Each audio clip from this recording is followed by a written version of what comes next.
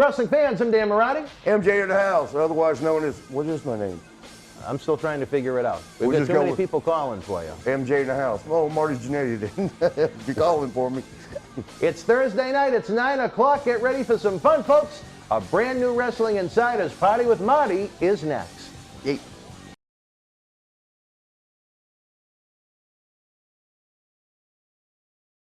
Wrestling fans, the 9th annual Paul Bearer Holiday Headlocks Toy Drive explodes into Christmas with 12 featured superstar guests. We can't bring you a live wrestling event due to COVID restrictions, but we'll be bringing you a series of cyber autograph signings and meet and greets. This Sunday night during WWE's Farewell to the Undertaker at Survivor Series, join former WWE Intercontinental and Tag Team Champion Marty Jannetty for a live cyber autograph signing and watch-along. You never know what to expect with Marty live. Get a personalized autograph from Marty Jannetty signed live on the air and mailed to your home. Join us now through mid-December as the superstars help us continue our mission to update Santa Claus's GPS to find every kid's house this Christmas, put smiles on faces while honoring Paul Bearer's memory.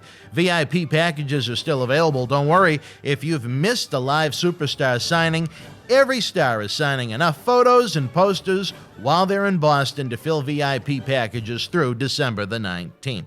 Whether for your wrestling collection or to give as a holiday gift, if you're going to take part in any toy drive this year, please help our 9th annual Paul Bearer Holiday Headlocks Toy Drive. Visit BostonWrestling.com and our social media platforms for complete event and toy drive information.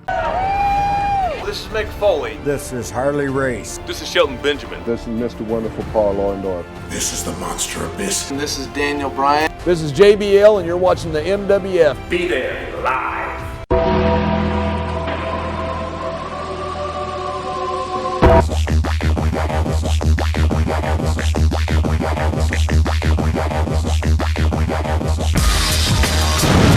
Wrestling fans, I'm Dan Marty. MJ in the house, Marty Jannetty. We're happy to have you back, Marty, here. It's Thursday night as the fans get ready for another coronavirus-filled weekend. Oh, yeah. We at least get to talk on a little bit professional wrestling here from the good old days, at least when more fans enjoyed it, appreciated it, attended it, and spent money on it than in 2020.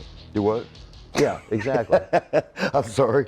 Yeah, 1988 was the best years. 89, we're in 89 now. No, we're getting close as we're going to finish up 88. Fans, don't forget, if you're watching it live, you can also chat in the premiere with us. We have that gray little S super chat button. Oh, they can button. chat on these that are take like for the premieres, yeah. Oh, on great, the Thursday man. night So at 9 o'clock. We just can't see them till afterwards. When the episode premieres, we can watch it. Oh, when it shows, that's right. We're taping this. We tape in advance, but when we watch those Thursday night episodes, I usually that's chat right. with them. Yeah, I saw it last week. Oh, you did? Yeah, last night on the live stream that we did. Yeah. So it makes it more interactive, more fun. It's a ton of fun. I mean, I love interacting with everybody. We got such great fans in here. We got Rick B up in Maine. We got Maria. We got Tina. We got Tania, whatever name she's going by. We got a lot of great folks in here. We got Big Ant from Thunder Valley. We were trying to figure out where Thunder Valley was. Right. Y'all stop calling me a murderer. All right, well, I didn't say anything. It's the holiday season. Come on now. Don't forget. Are we into November? Yeah, absolutely. Click the super chat. Help us out. We can bring that. I'd like to have Marty here each and every week. Imagine the difference that would make for his wallet and for the quality of the show. You leave my wallet out of this. I'd like to have Tony in every week. Think of the difference that could make. You had it on the table a little while ago. Where's my phone? It's partying with Marty, I guess. All right, wrestling fans, again, don't forget the Patreon. It is accessible to you as soon as the show is done. You get early ad-free access to our Wrestling Insider episodes, plus full-length studio shoot interview DVDs, including that one that's been seen by millions on YouTube, millions on the Howard Stern Show. I'm talking about that classic or disaster, depending upon how you look at it, with the Iron Sheik. I got to see it. Where can I find that? I'll send you the link to it. Yeah, I got to see that. You'll be laughing for 3 hours. I thought I saw one with Sheik one time, and it was funny, but I don't know where the disaster. I didn't see that one, I guess. This was the one that Howard Stern played for literally months. Talking about how he wanted to violate the anal cavity of Brian Blair and the Hulkster and yeah, I got to see that. Jake Roberts and Randy Savage and Randy too. Randy was on the hit list. He's just a horny man. Andre was. I don't know if he wanted to humble Andre, but Andre was on his hit list. He probably could. I mean, Andre is stronger than Alex and nearly as smart, or was. I love Andre, even though we had a hard go at it. Moolah was on his hit list. Who? Moolah, the fabulous Moolah. I know one story about her. Yeah. She was speeding through Macon, Georgia, which is never good. And you know, an old country ass cop come out, walking up with his glasses, you know, his sunglasses on, and looks down at her and, "Where's the fire?" You know, with that country ass voice, and she goes, "Between my legs, how long's your hose?" That's a good one. Yeah. Moolah really wasn't around much during your run. No, I don't even know if I've met her, except that once. The one time, as far as it shows, I don't think I met her. I think we probably did. Just Yeah, say, hey, you know, probably come that was across it. her at times, yeah. No, I didn't come across nobody. Well, all right. Well, I didn't mean quite like that. You'd have to ask Mae Young. But that's She had the whitest teeth I ever came across. Did she really? Moolah? Oh, it took me a second. All right, well. I was glad I didn't have to break that one down. Right over the head. No, you didn't have to break it down. All right, back to the chronological life that was Marty Jannetty in the World Wrestling Federation. You got to say was. Is. Well, that's We're better. not there right now, so it kind of was. But Okay. maybe it'll be is again in the future. It's back there, though, ain't it? Well, it could be in the future. Maybe they're going to realize, you know what, the man that we really need to help groom these future stars of professional wrestling here at the Performance Center in Orlando, Florida, along with Sean, is, I think maybe we need a little party with Marty here in Orlando. They'd help lighten the load, but I heard they play a lot now. Somebody was it Mad Daddy or somebody was telling me they don't take nothing serious anymore. Which you got to be lighthearted with it. You can't be too serious, but you can't play. You got to let one or two guys play and entertain you. You can't all be playing, because then it becomes a circus. But and I've seen that happen. A few of the guys didn't like Tony Gurria. Sorry, I like Tony. I love him to death. But he would just, when he first became agent, because he was still working. You know, he was when we first came in, he'd work. Yeah, he'd shows. still work undercard matches Yeah. sometimes too, if they in a pinch. Yeah. But then they made him just straight agent, but he was like a backup agent. There would always be two agents at Yeah. the time. And he would be like the Hebner would be the main one. He wants to go count the money and do all that stuff, negotiating and whatever all they do. He finally took the lead role, and some of the guys, for whatever reasons, I don't know. I don't know that they didn't like him. They just didn't think he was ready for that positioning, and so they made it a little harder on him. Steiner brothers in particular, they would. I mean, that's when everything became a circus. Everybody's just tearing up shit in the dressing room, throwing each other's gimmicks at each other, banging off the wall. Oh, jeez. Oh, Nick Bockwinkle was it Nick? No, I just went back to AWA days. Did I ever tell you about that one, though? No. Where they threw his belt against the wall? Well, accidentally, a TV tape, we had, like, sort of what we do here. We had promos all day long. So, you know, it was like 20 guys, 30 guys, you know, getting their promo, 2-minute-long promos. That was a long time, especially when you ain't got nothing to say. There were long days. And Sean and I, again, Sean put in his book something different than what actually happened. What actually happens? We used to rib on Greg Gagne. He was in charge. Damn voice. What's that spray stuff you got? CDC oil or something? I don't know. Or the energy dropper? 5-hour energy. Yeah. Can I get a drop of that? Yeah, we can. Yeah. Okay.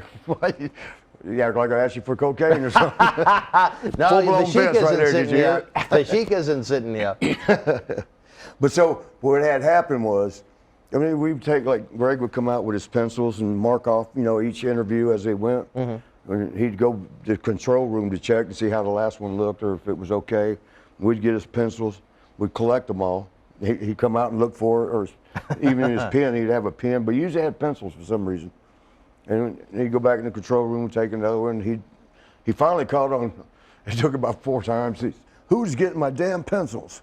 And everybody's like, because nobody else knew. It was just me doing it and Sean watching.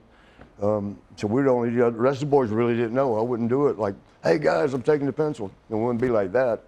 But and then Greg comes out and he brings 2 with him, sets them down, and he goes, now I know these 2 pencils will be here when I get back.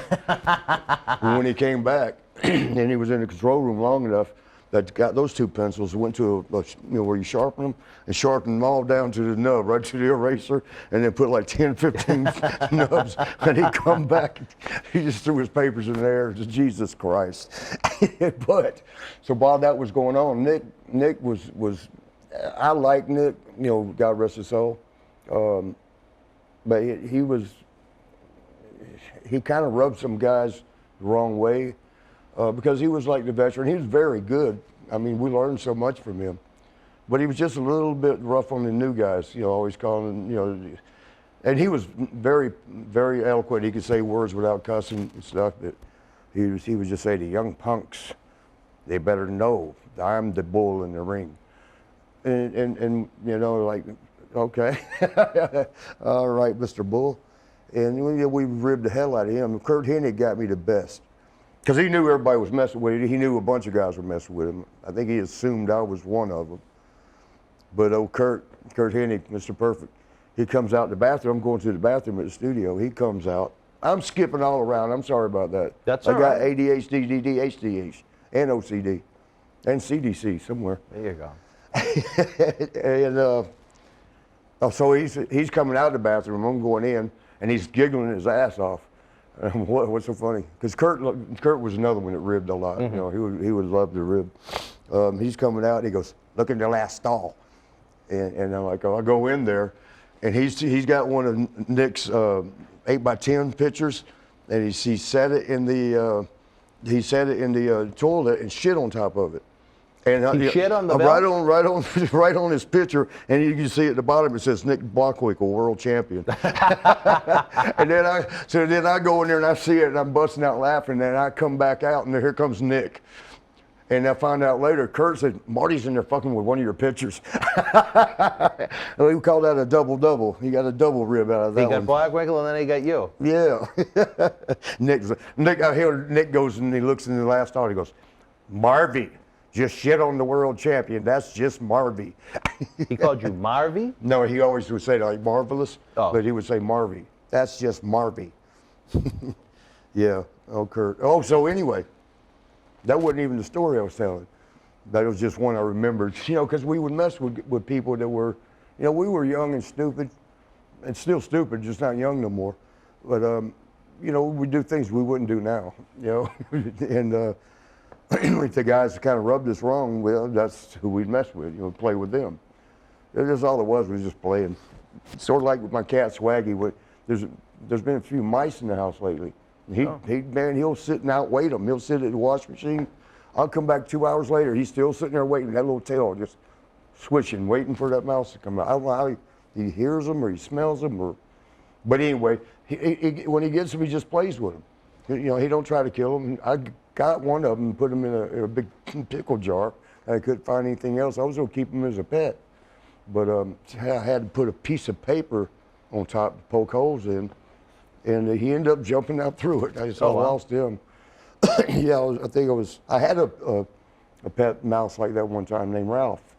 And I got him off a sticky trap. The girl I was seeing in Tallahassee, she put down them sticky, they run across and they stick. And got up that morning and there he was, poor thing, just trying to get off there. He couldn't figure out what the hell. And I think I got a pencil to pry his feet off. And then I ended up putting him in something other. Rod the body we were roommates at the time. I had the second bathroom and I put him in the tub. So he got more room to run around and made him like little tunnels. The paper towel rolls, the little thing.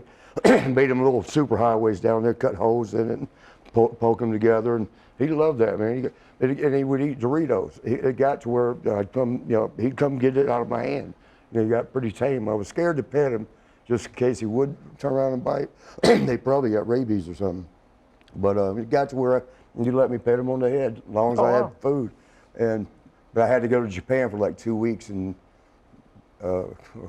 Rod said he said he just died. I think they might have forgot to feed him. But anyway, that had nothing to do with the original story. Yeah. He did it. So not only have you had rats in your what day, it was Swaggy. Swaggy plays with the mice. He doesn't try to kill them. So I usually put them out in the back knowing, damn, they're going to be back. and they like to eat damn spaghetti. I eat a lot of spaghetti. The mice, they'll chew through the box and eat the spaghetti, and cereal. They love cereal. Yeah, but anyway, we were same way. We were just playing. You know, we weren't really ribbing people to be assholes, even though some of them might have deserved it. But old Nick had done something, and it might have been the same day that I tried to tell him. I just saw it myself. I didn't rat Kurt out. I didn't do that, Nick. But how'd it look? Kurt's telling him, I'm doing something. Kurt knew exactly what he had done.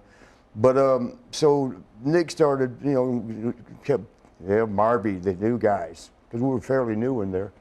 So I was like, all right, I've not had enough of Nick. Give me his belt. He took his belt at the studio, like when he left the studio, like this room here, it went to the other side. Man, they had a nice setup too, the Gagnes did, for the AWA. I won't mention the names because, I think they're married now to one of the wrestlers, one of the boys. And I can't even say Larry Zbysko's name because then you know who it was, But she was single at the time. I'll just leave it alone at that. But Nick went out, and I took his belt and the side door, like sort of, I guess you'd have that around here somewhere. That's a pretty backdrop over there. Why don't we ever use that? Viva Las Vegas, baby. Oh yeah, it's my home, away from home. We could set all this up over there, right? No, you have to change. Okay, it would back take to a lot of work. Yeah, I see that now. No, never mind that thought. But so we opened the side door, and I threw his belt up on the roof, figuring we'd get it later. Let him suffer for a day. And then it snowed because Minneapolis, and so, and everybody. I think a couple of guys, saw that because everybody wanted it, because Nick was kind of getting on some people's nerves. That was a quick flash back and forth. We got a professional on the other row. Yeah, Matt Daddy's good with his stuff, knows it. But so through the belt, right up on the roof, Sean's standing right there watching. He's playing, watching. Let me know when Nick's coming, so he don't have no idea. And then in his book, he talks about he implored me or some word he's never used to tell him did I do something with the belt. He was standing right there watching. He was standing guard for me. And he would say that in the book. Man, damn. I mean, the book is fairly accurate, but when it comes to me, somehow the memory got scrambled. It was all Marty did it if it was bad. I did it if it was good, pretty much. But I love him anyway. It's okay. That's in the past. That book was, his first one. That's when I had all these book companies wanting me to do a rebuttal to his, because they kind of did bury me a couple places in there. But it's like I said, it's okay. We're all good. Now, you had cocaine out here. Or is that Sweet and Low? That must be Sweet and Low. Oh, it's Sweet and Low for my coffee, okay. Damn, why do you keep switching gears on me? I think you're switching gears on yourself, but that's all right. You've changed, bro. Okay, so anyway, it snowed. Now the belt's buried up there on the ceiling under 3 feet of snow. And so we were, I was asking Sean. See, Sean knew nothing about it in his book. We're sitting there talking about what should we do? Should we just get it ourselves and bring it back to the studio, or should we just leave it up there and let them find it later somehow? But they had to get Nick was, we would call him the champion with no belt, because the first 2 shows he didn't have the belt, the World Championship belt, and they had to make him another one real quick. And as soon as they made him a new one, I mean, it was pretty too. It was brand new, just made, and he goes to the ring to defend it. Green Bay, I think it was, wherever the heck it was. Buddy Rose, when the belt came back, because they bring it back, I don't know why you wouldn't give it to him after he wins the match, if he retained it, or maybe he was losing on a DQ or something. I don't know, but I just know the belt was back in the dressing room. Buddy Rose he goes, watch this. Bam, he slammed it against the wall, and it broke, the metal just popped off and broke in a bunch of pieces. Nick finally comes in the dressing room, and he looks, and there's this belt all over the floor. The strap is over here, the metal things are, and he does it. This is just Marvy. You're going to abuse the world champion while he's in the ring? That's just Marvy. and he was champion with no belt. World champion that has no belt. And they used to love the ribbon with that. Hey, champ, no belt.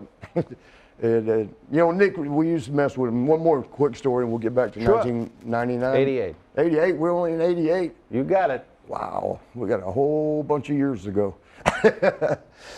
Nick Bockwinkle. We might need to move you to Boston to get through this. I don't know. No, I've thought about that already.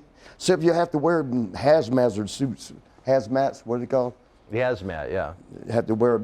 The other day I was in the gym and they had baggies on their feet. You were telling me that. Yeah, I told you about that. And then, Robbie, what's his nickname? Wim. Wim wears rubber surgical gloves. You're not sure if he's going to try to prostate check That's you or because he's what. searching for something. He's looking for something. He's searching for something, yeah. I don't know what, but he wants to know where it is. Yeah. So we were riding back from, I think, Chicago to Minneapolis, like a 6.5 hour. When it snows, it's a long ass drive because you can only go so fast before you skid off the road. And Nick left before us. They do that a lot. The main eventers will switch to intermission. And then you go on right before intermission, and then the guys that were going to be there go to the main event. And Sean and I got that everywhere. We had to do that at AWA, which, again, you don't mind. But again, you're going to get stuck. And the worst part about being the last match up north is when it's snowing during the winter. You go out the back door to go to the car, and there's all the fans wanting autographs. And I'd sit there and sign them. And you just come back, you're going to shower at the hotel, so you just got a towel over, you still got your stuff on. You're sweating, you're shivering in the snow, and they're wanting to get their autographs. Sean would always, I'll go get the car. He always got out of it by going to get the car. And then blowing the horn at me like I was an asshole for not hurrying up. And sometimes, I remember one time in particular in Chicago, it was at Chicago, I sat out there for 30, 40 minutes and just let him blow the horn. Because there was a bunch of people wanting autographs. And then finally, he just laid on the horn and blinking the lights. I'm like, damn. I said, I got to go, y'all. I sat out there for almost an hour in that damn snow when, I'm sweaty, wet, and trying to cover my face so I don't catch pneumonia. And the last few, there was probably another 50 people left, all started calling me an asshole because I didn't get theirs. I sat there for a fucking hour, excuse my language. I sat there for an hour and signed. You can't stay all day in the snow. Then Sean blowing the horn to hurry up. Damn, and still get called an asshole after all that. But so what happened was, where was I with Nick Bockwinkle? We were either Green Bay or Chicago. Green Bay's a pretty good drive too. Or it was one of those towns over there, might have been Milwaukee. But it was one of those places way over there by Wisconsin. And that's where Miranda lives, Wisconsin. I remember it's in your phone. Oh, it's in my phone? Yeah. Okay. What are you doing in my phone? You had it in my hand That's at the restaurant. Where's my phone, man? I knew you had my phone.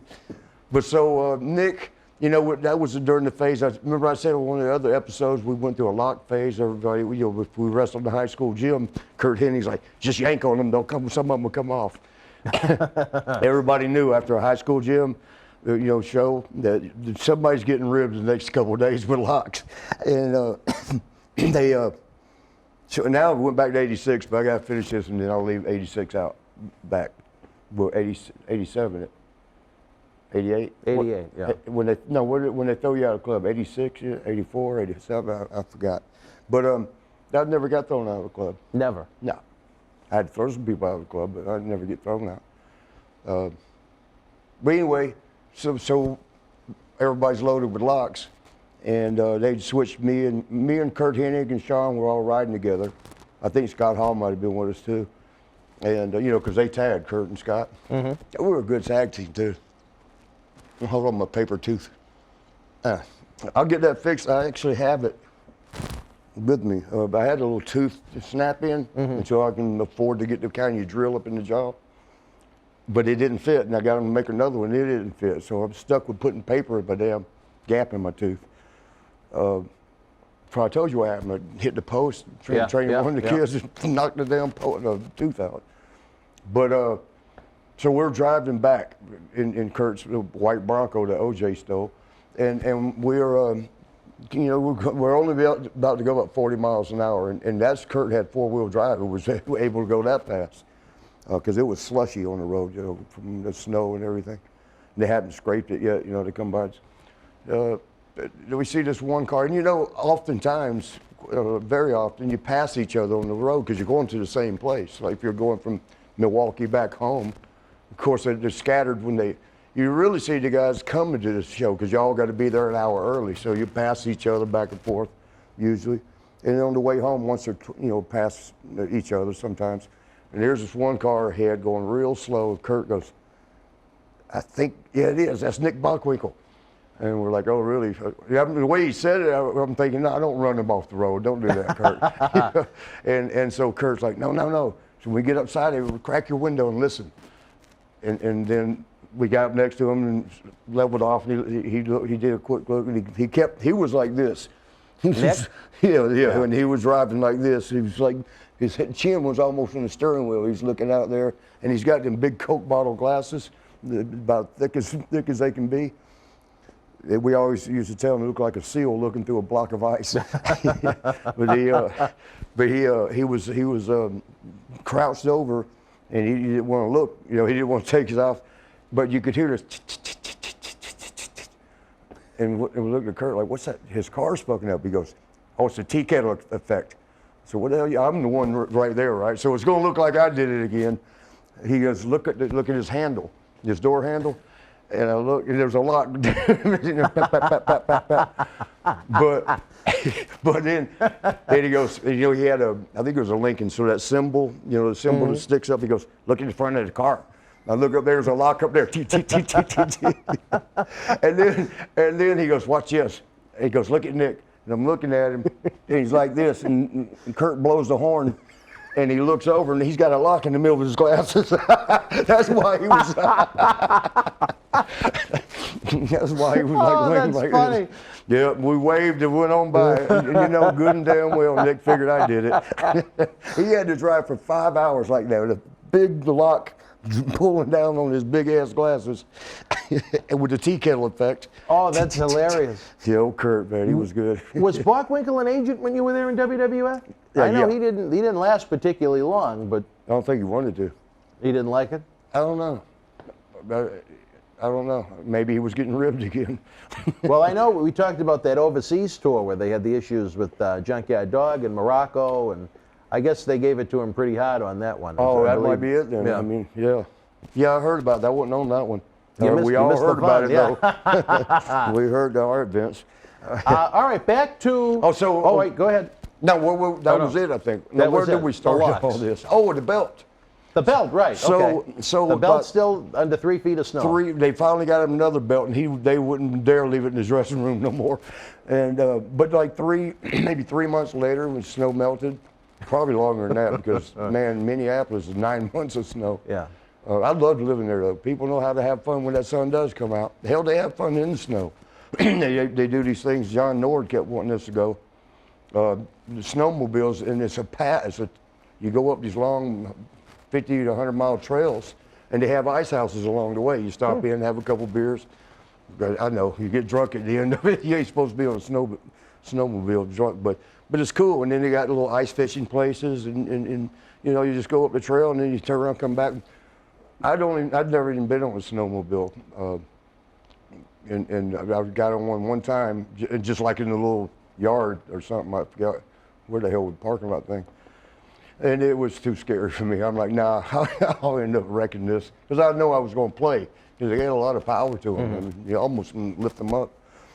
But, yeah, so when the snow finally melted, the maintenance guy went up on the roof to clean. There's the belt. They brought the belt back to Nick. Snow, it made it through pretty good on that snow. It just stayed buried under there, and it didn't deteriorate that bad, but you couldn't use it no more. but They gave it back to him, though. Yeah. Yeah. Did he have any remarks once he saw the belt again? He goes, I just wonder who would have thrown it up on the roof. But, yeah, that was that. Oh, I tell you, the stories that we have on this program, again, we weren't planning on talking about Nick. The AWA is missing belt, the locks on his glasses, or anything like that. The twists and turns we take here on Wrestling Insiders is phenomenal. Right now, let's take a quick time out. We'll give you a chance to get a cold beverage, Cold a beverage of refresher, your choice. and we'll be back to talk a little bit more of WWF 1988. It's Thursday night, baby. It's Party with Marty here on Wrestling Insiders. Stand by. John Cena Sr. That fat ball pop, baby. Wrestling fans, the 9th annual Paul Bearer Holiday Headlocks Toy Drive explodes into Christmas with 12 featured superstar guests. We can't bring you a live wrestling event due to COVID restrictions, but we'll be bringing you a series of cyber autograph signings and meet and greets. This Sunday night during WWE's Farewell to the Undertaker at Survivor Series, join former WWE Intercontinental and Tag Team Champion Marty Jannetty for a live cyber autograph signing and watch-along. You never know what to expect with Marty live. Get a personalized autograph from Marty Jannetty signed live on the air and mailed to your home. Join us now through mid-December as the superstars help us continue our mission to update Santa Claus's GPS to find every kid's house this Christmas, put smiles on faces while honoring Paul Bearer's memory. VIP packages are still available. Don't worry if you've missed a live superstar signing. Every star is signing enough photos and posters while they're in Boston to fill VIP packages through December the 19th. Whether for your wrestling collection or to give as a holiday gift, if you're going to take part in any toy drive this year, please help our 9th annual Paul Bearer Holiday Headlocks Toy Drive. Visit BostonWrestling.com and our social media platforms for complete event and toy drive information. All right, wrestling fans, hopefully you're doing better than Nick Bockwinkle's AWA Championship belts. Here on Thursday Night Wrestling Insiders Party with Marty. I'm Dan Marotti, along with the future WWE Hall of Famer, Marty Jannetty. Having a great time as always. I'm still hyper. Just hey, you know, I can't get these legs to stop. Well, when people, sometimes they notice my legs are tapping. That's usually how you can tell what my pain threshold is. Well, a light tap means my back is bothering me. When they see two legs, it's really bad, and so on. And when it's light, though, it's actually pretty good. So that's the measuring sticks. Okay. That's my measuring stick. Plus, I have my old man pillow behind my back.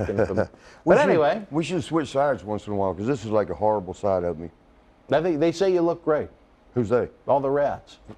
Gosh, damn, you're going to go back on that. Hey, and even some of the mice in your bathtubs from yesterday, they thought you looked good on that side, they were cleaner. All right, wrestling fans, we saw the departure of the British Bulldogs and the Killer Bees from the babyface tag team side in late 1988. With that came maybe, I don't know if replacement is the right word, but at least the spot to fill. We saw a very strange resurrection of one of the more violent teams in wrestling I had ever seen at that point. With a fresh coat of paint coming to the World Wrestling Federation, the Sheepherders became Luke and Butch the Bushwhackers, and that was very unexpected compared to what I had seen of them in NWA. Yeah, it's completely different. And in magazines from down in Mid-South with Bill Watts to these fun-loving guys that I was expecting to want to cut, Demolition or the Rockers' heads off. They wanted to wave their arms. Were they heels? No, they came in as babies. Yeah, I was going to say. Yeah. It was, talk about a different look. The thing was, you had to stay, they'd lick you. Yeah. They'd lick you upside your face. I think they enjoyed that. I mean, some of the guys started growing beards just so they couldn't lick them. But, they were, both of them loved them to death. So much fun. Luke wasn't so much into the partying. What's his name, the other one? Butch. Butch loved the party. They would, both love the party, but Luke was more, subdued and go to the room and stuff. Subdued, did I use that word? I used it right. I don't even know how to spell it. But, old Butch would get wild. He'd get a few drinks. He'd take them plastic chairs, that we have at the bars, bang them on the table and break them all apart, and then give out. I can't do that with this arm. Having a problem with the shoulder. I got Dr. McCluskey, my buddy Lee McCluskey. He's going to take good care of it. Going to get the ankles. I just kicked the floor. Did you hear it? Yep. God, that hurt. Where's that oil? The 5-hour energy, brother. Yeah, that's it. What was I saying? We were talking about the potty animal that was Butch. Yeah, Butch was a wild one. And Luke would go out and have a few drinks and pull his teeth out and smile at people, because he had a little snap-in thing in front. And, a little more settled, laid back, joking stuff. One time, I remember when they first got there, the very first day, I'd never met him in person. I knew him as a sheepherder. What are sheepherders? Sheepherders, yeah. Yeah. And I had not met him. I just knew him, from watching TV and looking in the magazines. And they're coming through catering, and you got all these nice meals set up. And you're supposed to be facing that way. They go on the other side where the caterers, return it so that everybody can see. He goes, hey, mate, does anybody know what this is? And he spits his tooth right out in it, like it was like some stew or something. And he spits his that pop-in thing right there. He goes, oh, Jesus. And he gets a spoon. He's just wiping it around like he's trying to get his teeth. That was the introduction to him. I was like, man, this is going to be fun. I ain't going to eat none of that stew right now, but this is going to be fun. We got a couple more guys that like to play. And they were veterans, too. Yeah. So they would watch them to learn stuff. And they were very good, but they were doing that character, so it was mostly, a lot of this, hey, whoa, and running around in circles doing their, but they still had some good spots that Sean and I wanted to borrow. Beefcake, you're having him up Wednesday, right? Yeah. And which will show, when will that show? No, God only knows. And he ain't telling. So Beefcake, ask him about it, see if he remembers. I'm sure he would. Beaver started getting into, he was taking shortcuts. What I mean by that is getting cheap pops. Well, what I mean by that is he would do like the rockers, like, we'd come out doing all that. When he would clear the ring, like punch somebody out, he'd run around and do our thing. And then he'd do something and he'd run around, he'd be doing the Bushwhacker. He was doing everybody's gimmick. And they finally had to tell him to knock that off. Mm-hmm. The Whackers got mad as hell. I just thought it was silly. It was fun. I mean, it was the Bushwhackers got a little hot. Huh? They got a little hot. Yeah, they got a little hot about that. Now? Well, that's their taking whole, their gimmick. Yeah, that's their whole thing. If somebody else is doing it, then it don't mean shit. But I kind of thought I thought it was cute, but I did understand you can't be doing that, taking the guys, that's their signature thing. Sure, that's what they're known by. Yeah. And but like I said, at the same time, it would work. He would get pops out of it. He'd do the A and they'd pop because they knew what he was doing. The fans. But yeah, but that was the thing with the Whackers. I'm pretty sure they're the ones that went right to the agents and said, bullshit, no more of that shit. But yeah, I love being with. I don't think we ever. I know we tagged with them a couple times. Yeah. I don't think we ever worked against them. I don't Not remember. that I remember. Not there, at least. Not even a single. Because you were all baby faces the whole time. Yeah. Was it an easy transition for them to go from this ultra-violent, bleeding, hardcore team to these fun-loving, more of a kids gimmick than the Bushwhackers? They looked like they was handling it well. I'd say a lot less violent on the body. They're so Barbed wire matches. I'm sure they appreciated that too. But you got to remember now, they probably at that point already had 30 years in. Yeah. And remember they were bladers. They would be bleeding all the time. Look at those foreheads even now. Yeah, you couldn't do that no more because when the HIV got real big, nobody wanted to blade anymore. Yeah. But you know what blading is, right? Some guys accidentally take a razor to the ring, and then if they don't like you, they put about 3 or 4 of them on right here where the tip end is out. So when they grab you, they cut you up pretty good. But then sometimes just to make the match a little more interesting, they'll hit themselves and be covered in blood. They have an itch, yeah. Yeah, that's blading. That's blading 101. I forgot what I was talking about. We were talking about the Bushwhackers, Luke and Bush. Trying to think of a good road story with them. Because it was like, damn, I keep spitting, man, where's that oil? So when I get the pain real bad, it burns and then my mouth starts salivating. Really? Yeah. Well, you got the same thing. Yeah. I don't salivate, though. Well, I don't know why I keep spitting then. Oh, all right. Maybe it's that damn paper tooth. I feel like it's bubble gum up in there or something. But yeah, they were so much fun all the time. I'm trying to think of anything that would stand out. That time in Buffalo, though, and it was at somebody taking us to a real good, had an outdoor bar, indoor bar. Might have been the Pier. I think they called it the Pier. Mm-hmm. There's a big-ass place in Buffalo. And that was Bush's thing. Take one of them plastic chairs. All these cheap motherfuckers. Watch this, mate. The arms, the legs would go shooting off into space and all across the place. And then he'd throw out. Nobody got mad. Not even the owners of the club, because everybody knew we were there. And then they knew if we were in town, we was going to hit the Pier. I think it was the Pier. I'm pretty sure it was that. Because we used to hit that Ramada all the time. There was a club there, but after that, in Buffalo. Night. Oh, okay. Yeah, and after that problem, I didn't really feel comfortable going there no more. But trying to think of something. That's about it with the Whackers. They were fun guys to hang around with when you came across loved them. them, yeah. What kind of, where they weren't exactly the... You know, I know one thing Luke would complain about, and I had to ask him one time, mate, Marty, mate, MJ, what do I call you? I'm like, well, whatever you want. He goes, half the guys call you MJ, half call you Marty. That's why I answered to both. He would just call me, but he's like, I'm going to just say mate. I'm like, that's good too. He says, mate, you know what I really can't say? This was a pet peeve of his. I'll watch guys go and take a shit, and then they go to the ring and they never wash their hands. He's like, brought that up as casual conversation. Several times. He would Really? say, I'm not going to say the names, but he would say, he was just in there taking a shit, and he didn't wash his hands afterwards. Now you got to go lock up with him. Now, for some of the stories you have shared, you will not share the story about who didn't wash their hands that were the pet peeve of Bushwhacker Luke. I ain't going to say nothing about Atom Bomb. All right, well, there you go. Or, you know, Barry Darso would be in there, and he hear you out there talking or something. He goes, "Oh, you come over here where all the assholes hang out, huh?" You know, because he was in the shitter. Yeah. And then I guess Barry forgot to wash or something afterwards. And there's our production man. Matt Daddy, as you call him. Yep. What was that one? 20 minutes, 30 minutes?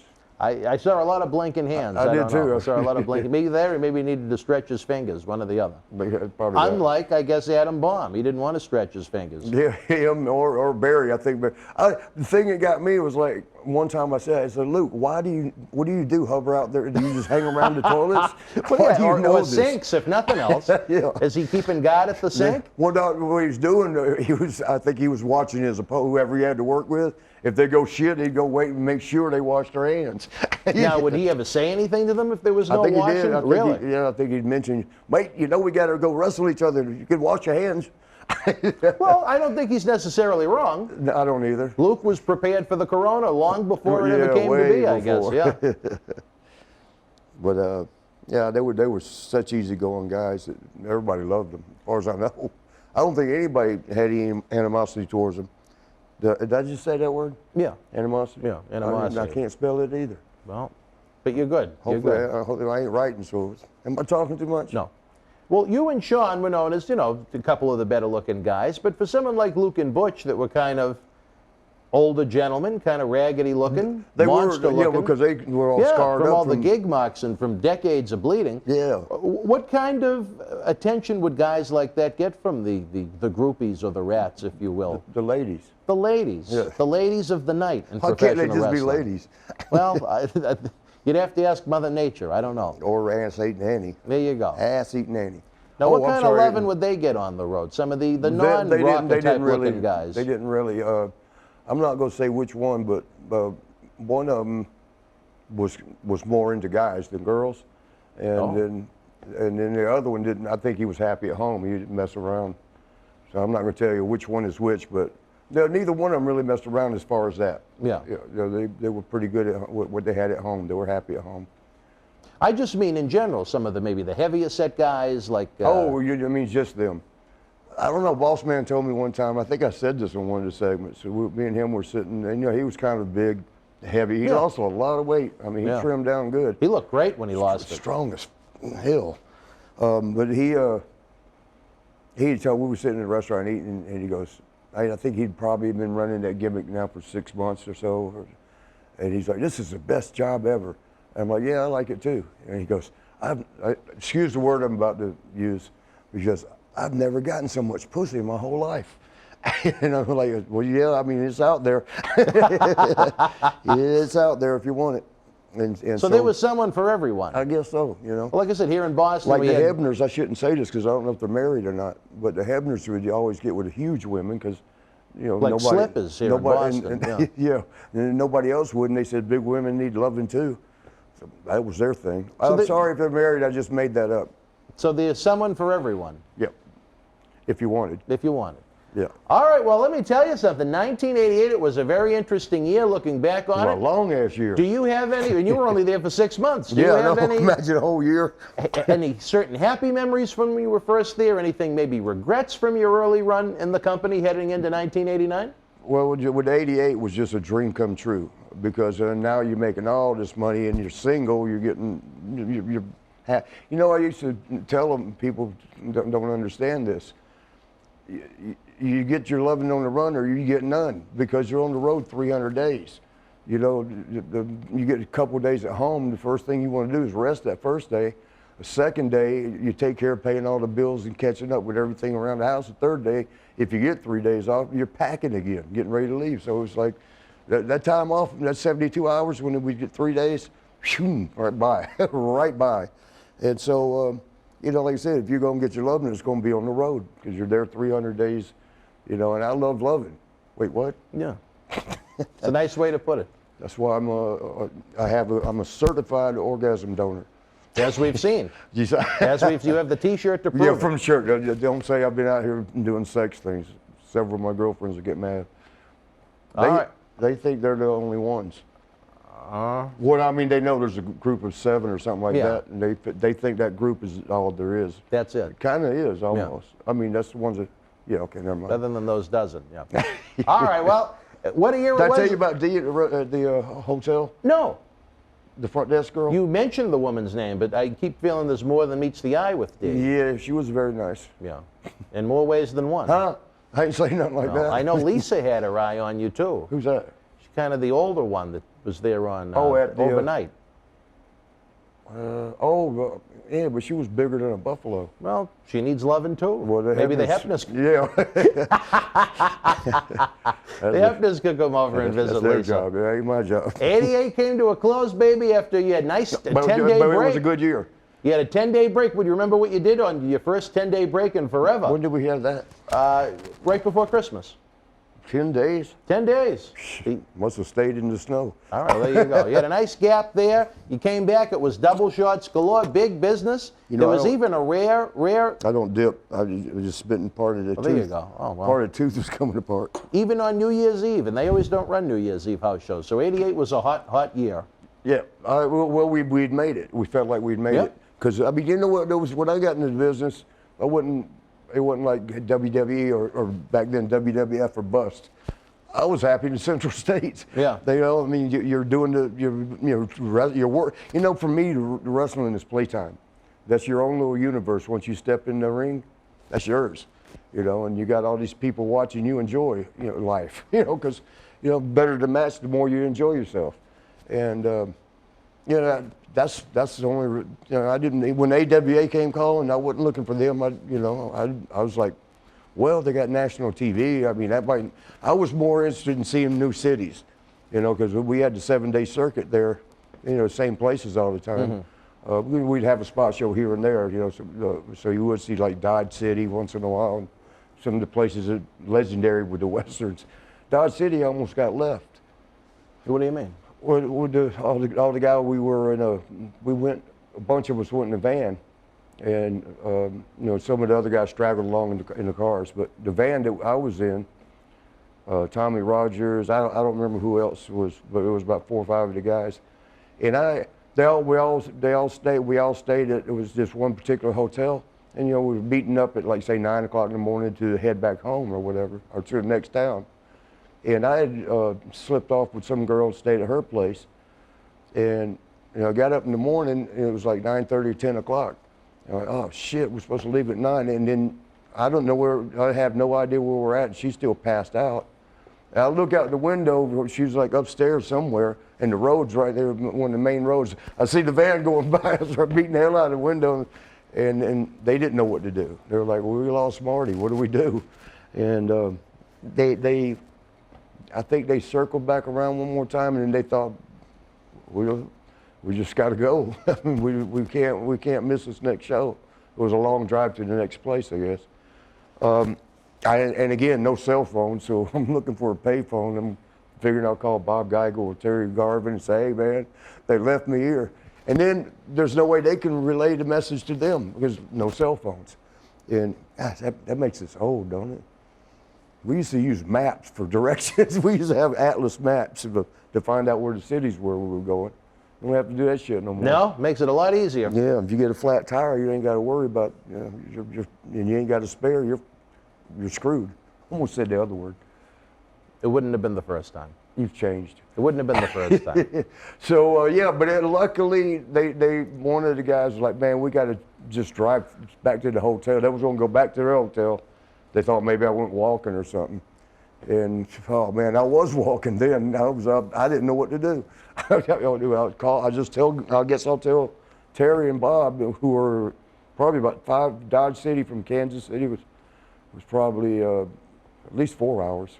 3 or 4 hour drive, probably 4 hour drive. So I don't know what I was expecting. Would they come get me? I mean, are they going to just leave me here? But luckily, I was walking back to the hotel and they drove by one more time, because one of the guys says, we can't leave them there in the middle. Dodge City is, you know, it might look good on the movies, and on the westerns, but there ain't much to it. It's one main drive and that's it.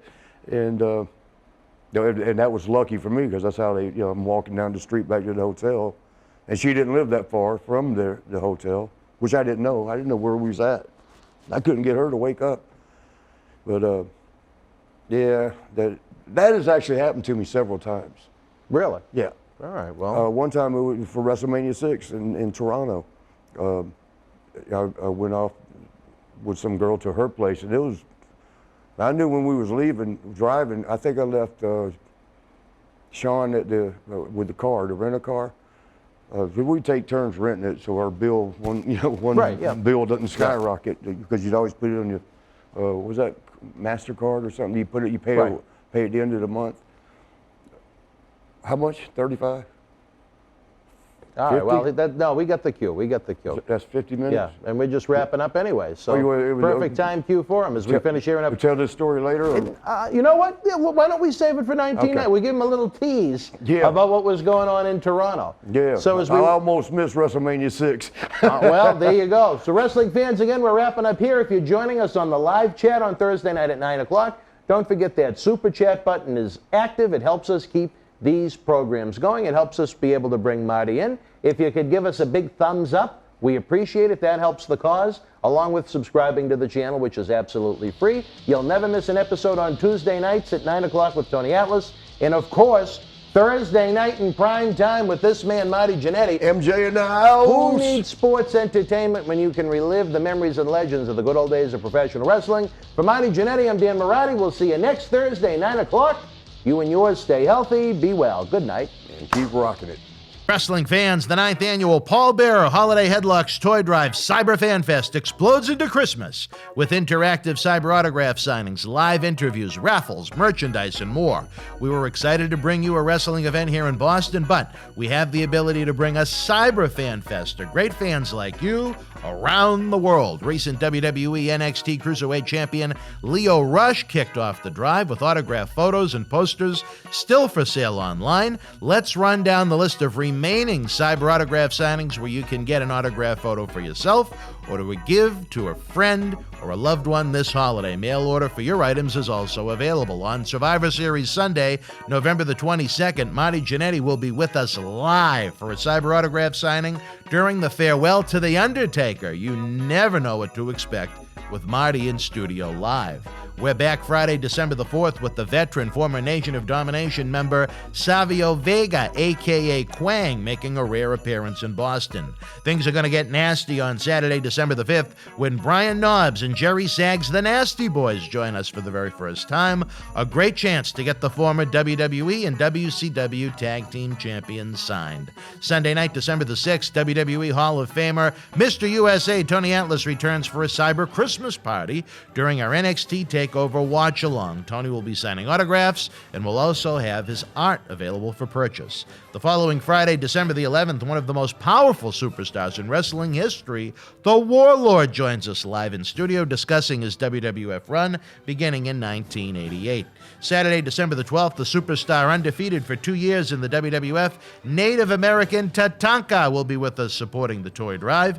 Then on Sunday, December the 13th, it's a double feature of future star superstars as recent Ring of Honor Pure Title Tournament competitor Wheeler Yuta joins us in studio for the first time after competing here in Boston Wrestling MWF, along with the man visiting us for the first time in 8 years, the new Impact Wrestling World Champion Rich Swann. And it wouldn't be Christmas without old John Cena Sr. with us live and in person as he's been working the phones on the North Pole. Again, autographs and all-inclusive VIP packages are on sale now at bostonwrestling.com. Help our tradition of updating Santa's GPS to find every kid's home this year while creating smiles and honoring the late, great Paul Bearer's memory. From our family to yours, happy holidays, Merry Christmas.